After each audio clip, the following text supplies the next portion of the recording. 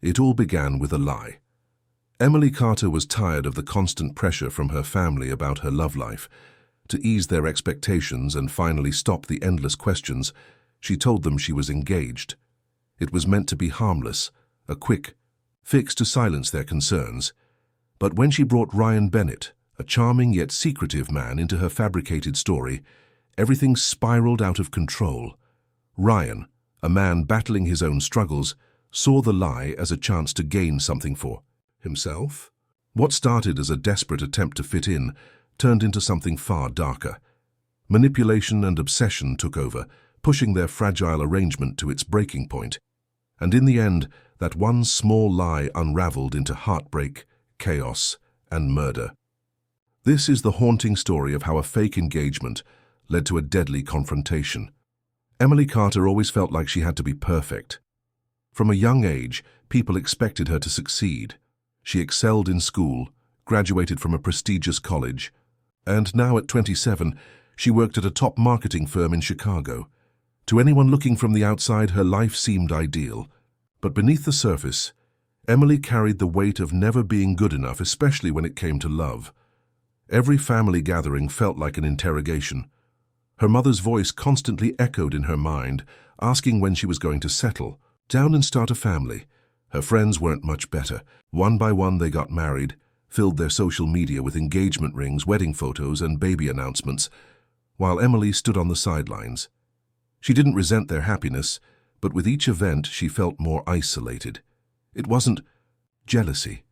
It was the fear of being left behind. One lonely evening, after scrolling through an endless stream of Instagram posts filled with picture-perfect lives, Emily stopped on a familiar face, Ryan Bennett. She hadn't thought about him in years. They had gone to college together, though they were more acquaintances than friends. His profile was captivating. Ryan was a freelance photographer, and his page was filled with stunning landscapes, exotic travel destinations, and the kind of freedom that seemed so out of reach for Emily. He looked confident and adventurous, the type of person who had everything figured out. On impulse, Emily sent him a message. It wasn't something she normally did, but she needed anything to shake up her life. To her surprise, Ryan responded almost immediately. Within a week, they were meeting at a coffee shop, and Emily found herself drawn to his charm. Ryan was magnetic. He had a way of making her feel important, like she was the only person in the room. He told her about his travels, his work, and his love for photography. Emily found herself opening up to him, sharing her frustrations and insecurities. Ryan listened intently, nodding at all the right moments. For the first time in a long time, Emily felt understood. But what Emily didn't see was the truth behind Ryan's carefully crafted image. His photography business was struggling, barely keeping him afloat. The glamorous photos on Instagram were staged, borrowed moments of luxury that didn't reflect his reality. Beneath his confident exterior was a man who relied on manipulation to get what he wanted. But Emily, blinded by the way Ryan made her feel, didn't notice any of it. Over the next few weeks, Emily and Ryan began spending more time together. They had dinners at trendy restaurants, took long walks in the city, and stayed up late talking about life. Emily's friends noticed the change in her and teased her about finally finding someone. It felt like everything was falling into place. She wasn't sure if it was love, but it was the closest she had come to it in years. Then one evening, Emily's mother called. The conversation was familiar work, life, and then the inevitable question about her love life. The pressure had built up for so long that Emily, without thinking, blurted out a lie. She told her mother she was engaged. The words hung in the air, even shocking Emily herself. But her mother's excitement on the other end of the call was almost overwhelming. For the first time in years, Emily didn't feel like a disappointment. The relief was immediate, but it came with a new kind of anxiety. She realized she had set something in motion that she couldn't take back. When she hung up the phone, Emily sat in silence, her heart racing. She knew what she had to do next. Convince Ryan to play along. Emily had no idea how Ryan would react when she explained her predicament. She thought he might laugh at the absurdity of it, or flat out refuse. Instead, to her surprise, Ryan agreed without hesitation. For him, this wasn't just a favor, it was a golden opportunity. Becoming Emily's fake fiancé wasn't about love or kindness, it was about access. Being part of Emily's world gave Ryan stability and connections he couldn't achieve on his own. Emily wasted no time putting the plan into motion. She bought a modest engagement ring and set up a photo shoot with Ryan. Together, they staged the perfect moments, a proposal photo, candid smiles, and a few close-ups of their love story. The pictures were flawless, and when Emily posted them online, the response was overwhelming. Her friends and family bombarded her with congratulations. Her inbox overflowed with messages, and for the first time in years, Emily felt like she had done something right. Ryan stepped into his role effortlessly. At family dinners, he was attentive and charming, always knowing the right thing to say. Emily's mother adored him, and her friends couldn't stop gushing about how lucky she was to have found him. Ryan thrived in the spotlight, soaking up the admiration that came with playing the part of the perfect fiancé. But while everyone else was impressed, Emily began to see cracks in the illusion. It started small. Ryan began asking for money, just a few dollars here and there. He claimed he needed it for new photography equipment or to cover travel expenses for a project. Emily, eager to keep the charade alive, didn't question it, but soon the requests became larger. Ryan started relying on her for everything: dinners, bills, and even rent. The once charming photographer now seemed more like a parasite, draining her emotionally and financially. At first, Emily tried to justify it. Ryan was helping her with the lie, wasn't he? She owed him for that. But as the months passed, his behavior became more controlling. Ryan would show up unannounced at her office, claiming he just wanted to surprise her. But his surprises always ended with him questioning her about her colleagues, especially the men. He scrolled through her social media obsessively, accusing her of not being serious about their engagement if she posted pictures without him. Slowly, Emily's life stopped feeling like her own. Her friends noticed the change almost immediately. Emily, who had once been the life of the party, started withdrawing from social events. She avoided her closest friends, brushing off invitations with excuses about wedding planning. When Sarah, her best friend, asked her what was wrong, Emily forced a smile and said everything was fine. But inside, she felt like she was unraveling. Ryan's control over her deepened. He began isolating Emily from her friends and family, planting seeds of doubt whenever she tried to confide in anyone. He told her that her friends were jealous, that they didn't want to see her happy. He claimed her family was too controlling and didn't trust her to make her own decisions. Emily, already overwhelmed by guilt and exhaustion, started to believe him. She stopped reaching out to the people who cared about her, relying solely on Ryan, even as she began to fear him. By now, Emily realized the lie had gone too far, but she didn't know how to end it. Ryan wasn't the man she thought he was when they started this arrangement. His charming mask had slipped, revealing someone manipulative and dangerous. Yet every time she considered confronting him, a gnawing fear held her back. Ryan had a way of making her feel like she was the one who owed him, like she was the one in the wrong. Emily began to feel trapped. The engagement ring on her finger, once a symbol of relief from her family's expectations, now felt like a chain she couldn't break. Her bank account was almost empty, her relationships were strained, and her sense of self was slipping away. What had started as a small lie to keep her family happy had grown into a nightmare she couldn't escape. Ryan, on the other hand, seemed to grow stronger as Emily weakened. He had taken over her life piece by piece, and he wasn't about to let her take it back. But Emily didn't yet realize just how far Ryan was willing to go to keep the lie alive and to keep her under his control. One evening, Emily heard a loud knock at her door.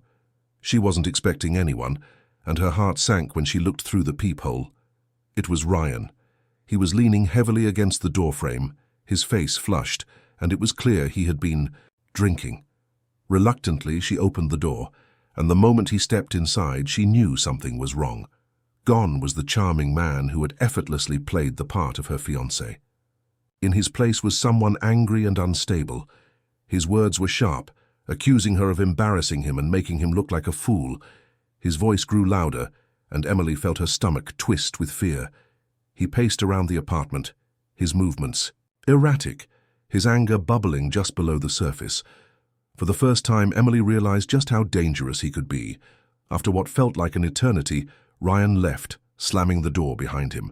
Emily locked it quickly, her hands shaking as she backed away. She sat down on the couch, her mind racing. This wasn't the life she wanted.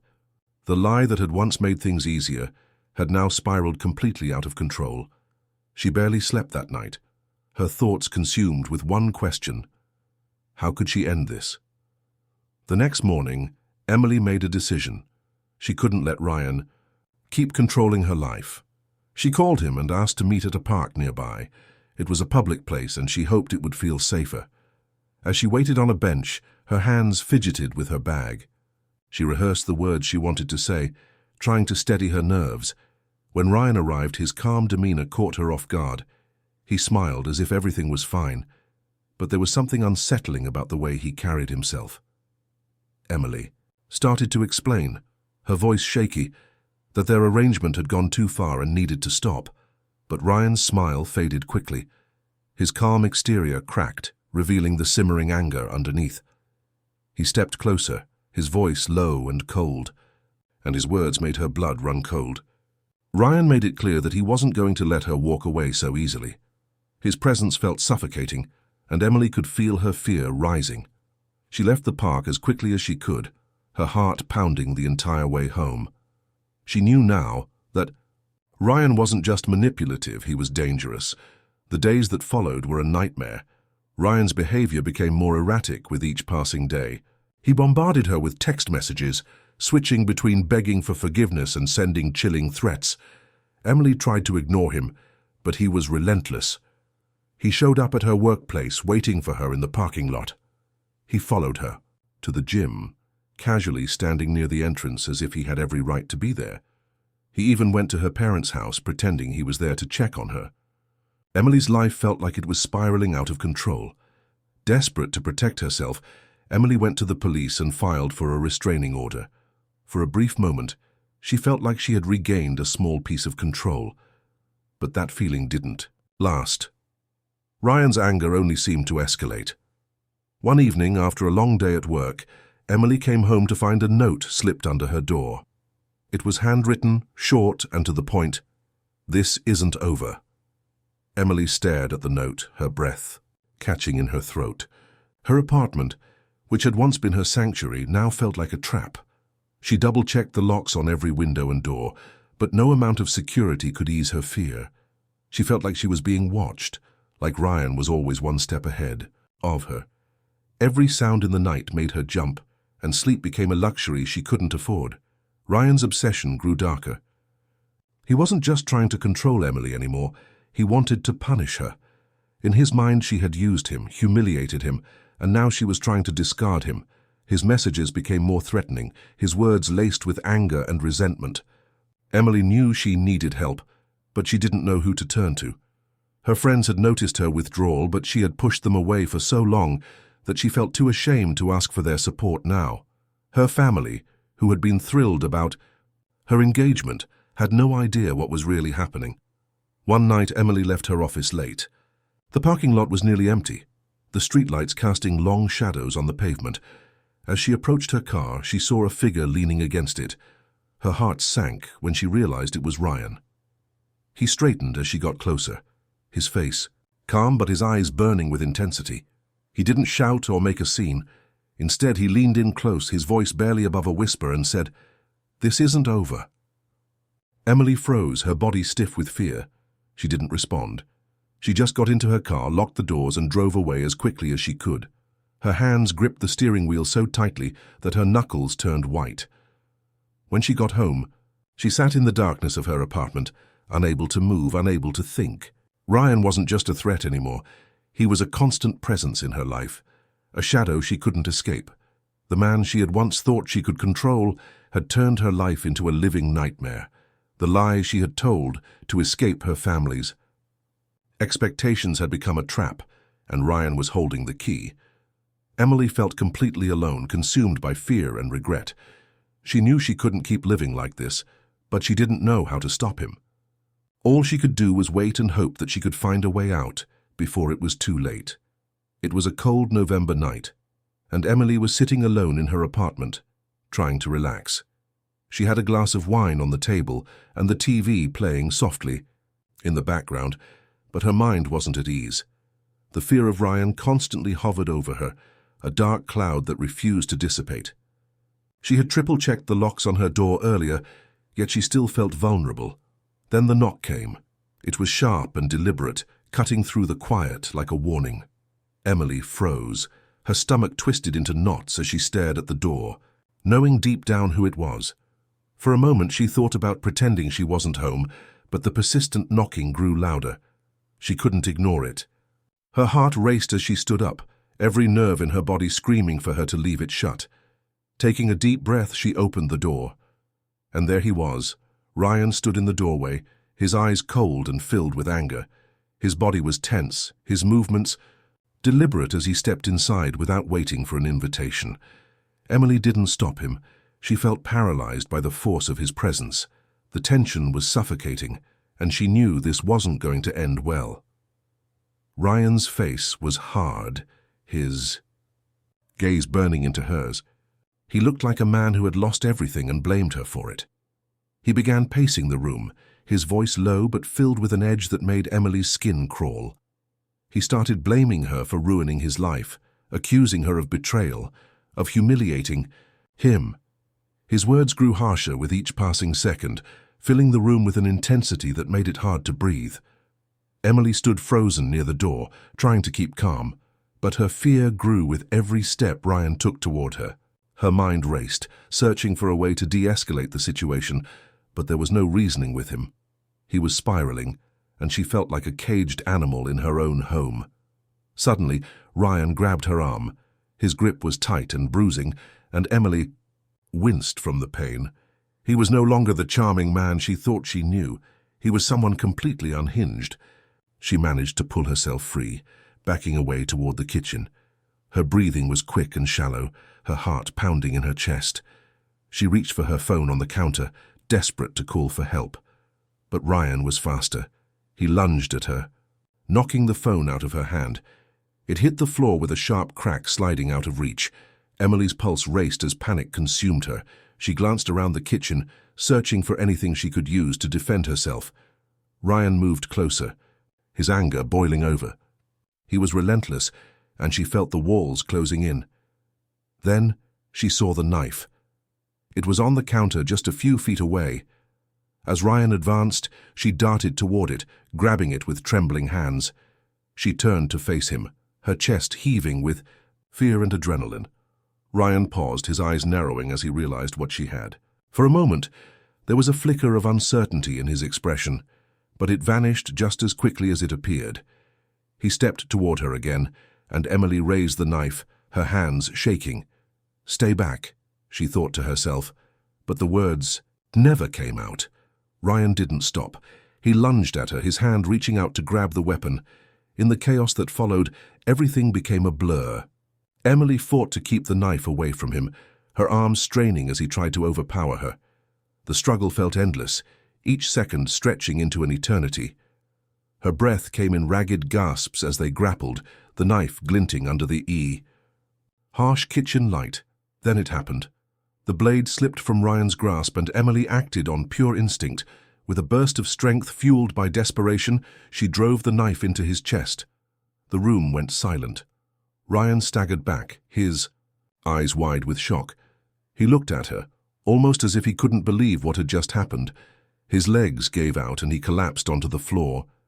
Emily stood frozen, the knife still in her hand, trembling. Blood began to pool beneath Ryan's body, the stark red spreading across the white kitchen tiles. Her chest heaved as she struggled to process what she had just done. The man who had controlled and terrorized her was now lying lifeless in front of her. The silence in the room was deafening. Emily's mind raced, a chaotic mix of fear, regret, and relief. She had acted in self-defense, but the weight of what had just happened crushed her. She couldn't take her eyes off Ryan's still body, the reality of the situation sinking in. With every passing second, her legs felt weak, but she forced herself to move. She dropped the knife onto the counter and stumbled toward her phone, still lying on the floor. Her hands shook as she picked it up and dialed 911. Her voice was shaky and uneven as she spoke to the operator, explaining what had happened. The words tumbled out of her mouth, disjointed and frantic. Minutes later, the flashing lights of police cars illuminated her apartment windows. The sound of sirens filled the air, and Emily felt a strange mix of relief and dread. She opened the door when the officers arrived, her hands trembling as she raised them. Her voice barely rose above a whisper as she said, "He attacked me. I didn't have a choice." The officers entered cautiously, their eyes scanning the scene. They found Ryan's body in the kitchen. The blood, the knife on the counter, everything told a story of desperation and survival. Emily sat on the couch, her body numb, as they began their investigation. She answered their questions as best as she could, her words shaky but honest. The nightmare was over, but Emily knew her life would never be the same. This wasn't just a story of survival. It was a tragic unraveling of a lie that had spiraled out of control. Emily had started with a harmless deception, but it had ended in a way she could never have imagined. As the police escorted her out of the apartment, her mind raced with what would come next. She had survived the encounter, but the repercussions were only beginning. Minutes after Ryan collapsed onto her kitchen floor, the wailing sirens of police cars shattered the silence of the night. Emily sat frozen on the floor, her back against the kitchen cabinets. Her trembling hands were stained with blood, and the knife lay beside her. Her mind replayed the night's events on a loop, each memory crashing over her like a wave. When the police arrived, they found her sitting motionless, her wide eyes staring blankly into space. Officers entered cautiously, their flashlights illuminating the grim scene. One of them gently guided Emily to her feet, wrapping a blanket around her shoulders. She was led to the living room, where Detective Sam Carter waited. His presence was calm but commanding, his expression filled with concern and focus. Emily's voice trembled as she tried to explain what had happened. Her words were broken, filled with pauses as she recounted the whirlwind of her fake engagement, Ryan's manipulation, and the confrontation that led to his death. Tears streamed down her face as she spoke, guilt and shock etched into her features. The detective listened carefully, piecing together the story. The evidence in the apartment matched her account. The bruises on her arms, the shattered phone, on the floor, and Ryan's threatening messages all pointed to a clear case of self-defense. The marks on her wrist showed how he had grabbed her, and her trembling hands made it clear she hadn't planned for any of this. Detective Carter eventually told Emily that she wasn't being charged, but the words did little to ease the heavy weight on her chest.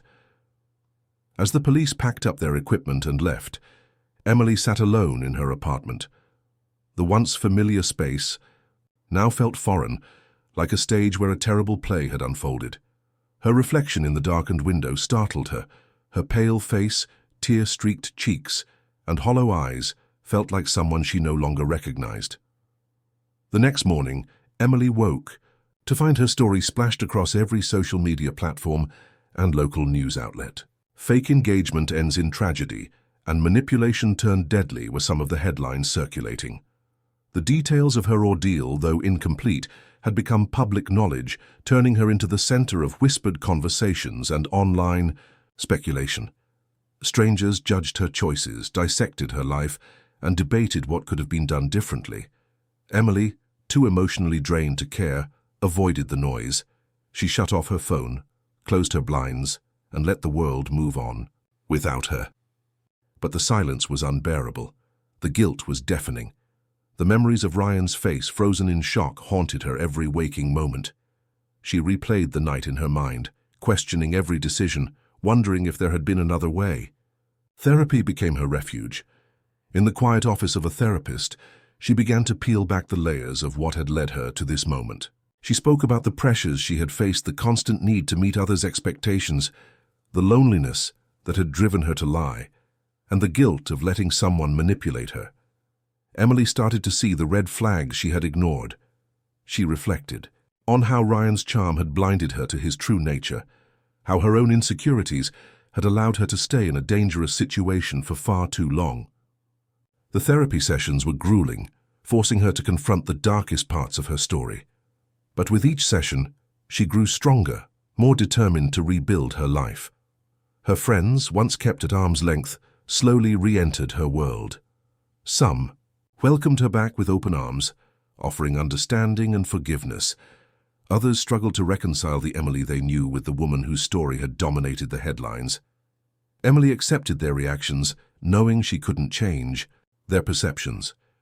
What mattered now was her own healing. As the months passed, Emily decided to leave Chicago. The city, with its familiar streets and painful memories, no longer felt like home. She packed her belongings and moved to a quiet town far from the gossip and judgment.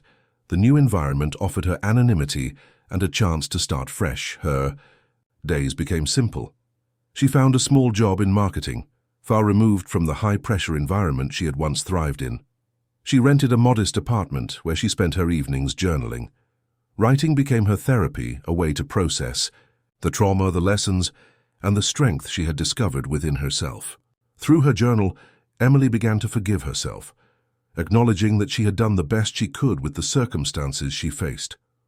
Ryan's death became a cautionary tale.